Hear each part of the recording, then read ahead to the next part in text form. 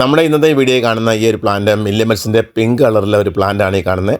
നിറയെ പൂക്കളുണ്ട്. പക്ഷേ ഇതിൻ്റെ എല്ലാം ബ്രാഞ്ചസൊക്കെ ഒത്തിരിയും കട്ട് ചെയ്ത് സ്റ്റെം കട്ട് ചെയ്ത് കിളിപ്പിക്കാൻ എടുത്തുകൊണ്ടാണ് അധികം പൂക്കളില്ലാത്ത. എൻ്റെ ഒരു മദർ പ്ലാന്റ് കാണിക്കാം. അതിനകത്ത് നിറയെ പൂക്കളാണ്, ഒരു ചമ്മൂലും എടുത്തിട്ടില്ല.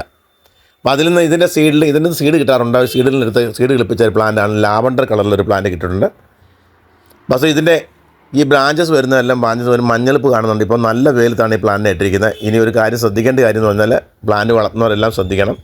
നമ്മൾ അധികം വെയിൽ കൊള്ളിക്കേണ്ട ഈ പ്ലാന്റിനെ. ഒത്തിരി വെയിൽ, ഇപ്പോഴത്തെ ഈ ഭയങ്കര ചൂടാണ്. ഈ ചൂട് കൊള്ളുമ്പോൾ ഈ പുതിയ ബ്രാഞ്ചസ് വരുന്നതിനൊക്കെ ഒരു മഞ്ഞളിപ്പ് ഉണ്ടാകും. അപ്പോൾ അതുകൊണ്ട് പ്രത്യേകം ശ്രദ്ധിക്കുക. ആ മഞ്ഞളിപ്പ് വന്ന തണ്ടുകളെ നമ്മൾ പ്രൊപ്പഗേറ്റ് ചെയ്യാൻ എടുക്കരുത്. ഇതിനെ പോട്ടിനകത്ത് കിളിച്ച് വരുന്ന ചെറിയ തണ്ടുകളുണ്ട്. അത് മഞ്ഞളിപ്പ് ഒരിക്കലും കാണത്തില്ല. ആ തണ്ടുകളെടുത്ത് മാത്രമേ കിളിപ്പിക്കാവൂ. അല്ലെങ്കിൽ നമ്മൾ ഈ കാണുന്ന തണ്ടുകൾ എടുത്തു കഴിഞ്ഞാൽ ഈ മഞ്ഞൾപ്പോളായിരിക്കും ഈ പ്ലാന്റുകൾ വളരുന്നത്. അപ്പോൾ ഈ ലാവണ്ടർ കളറിൻ്റെ ഈ പ്ലാന്റ് നമ്മുടെ ഇതിൻ്റെ സീഡ്ലിംഗ് കിട്ടിയ പ്ലാന്റാണ് ഈ കാണുന്നത്.